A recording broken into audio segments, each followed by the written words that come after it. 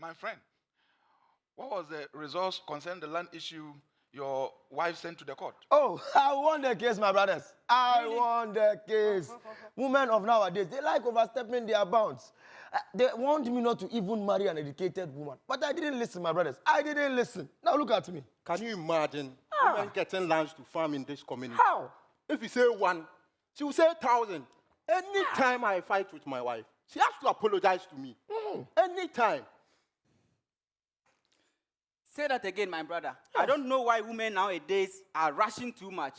Women wanting to own land. Imagine your daughter who is in university. She's really a stranger because after school, she'll be married and she'll go to another community. It is so. Why then does she want to own land in this community?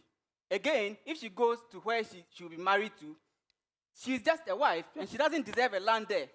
My friends, tradition is tradition. Currently in Ghana, close to 80% of Ghana's agricultural affluence is as a result of the integral role played by women. Yet, despite their significant contribution, women continuously face barriers that hinder their full participation and potential in agriculture. According to the United Nations Food and Agriculture Organization, over 800 people are undernourished. This means that they do not have sufficient food to eat. While climate change and conflict contribute significantly to this crisis, we must realize the crucial factor often overlooked, the role of women in agriculture. Women are the backbone of our agricultural sector. You see, in many communities, they constitute more than half of the labor force. They are the primary food producers, from sowing the sorghum to tending the tomatoes, harvesting the corn, and preserving the yams. Women break their backs all season long. But why is it that our cultural practices and traditional norms continue to bar women from owning land? Why is it the case that less than 20% of landowners in Ghana are female, and less than 10% of landowners in the Upper West region are female? We are raging against the threat of food insecurity. Just recently, our Minister for Agriculture, Honorable Brian Echampong, announced the ban on the exportation of cereal. The battle is a fight against food insecurity, and we must realize that women's full participation in agriculture is an integral solution to the threat befalling us. But my daughter, what is the solution now? Tell them, my daughter. Tell them, my girl. Thank you for listening to me. The solution lies in our hands. If Pito can be shared, if TZ can be shared from the same bowl, the land can also be shared. Granting women access to land is granting access for all. Granting women access to land is helping your wife succeed beside you. Let's take Rwanda, for example. This is where reforms have led to women owning 24% of their land. This change has led to an increase in agricultural productivity and improved sustainable development and improved their food security as well. Empowering women in agriculture is not just an investment in our future. It is a way to empower and invest in our economy, our future generations. I understand the roles played by the local and international non-governmental organization. I also acknowledge the many investments these same bodies have put to support women in agribusiness. But I am strongly recommending that the government should nationalize the issue of female land ownership and work in conjunction with the traditional authorities to tackle the issue of female land ownership in our region and the country at large.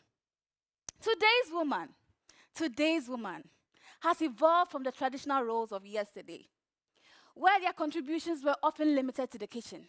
Today, they play a significant role in empowering,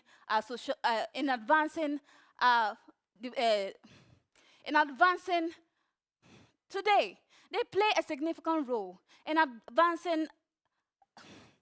Today, they play a significant role in advancing Sustainable Development Goal 2, which focuses on ending hunger, achieving food security, and empowering sustainable development.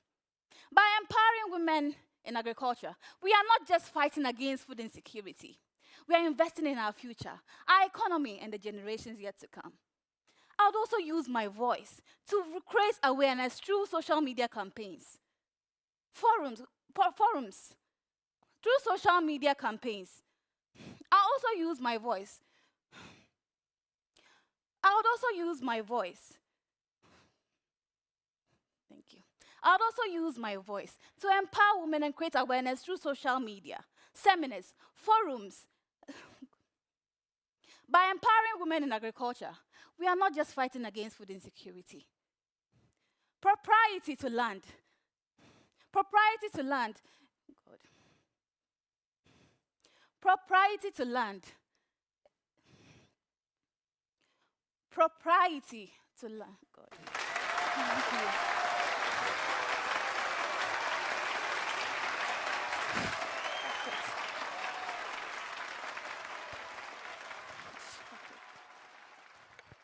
Hatie from the Upper West region, I think we'll bring your presentation to an end here, and I'll move straight to the judges. Dr. Hagan, tell us what you make of her presentation so far.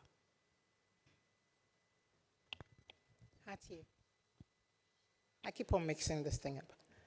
Congratulations. It's not easy to do public speaking. It's a competition, though, so we understand your nervousness. You didn't sound nervous, though. It was as though you had forgotten some parts. But what I heard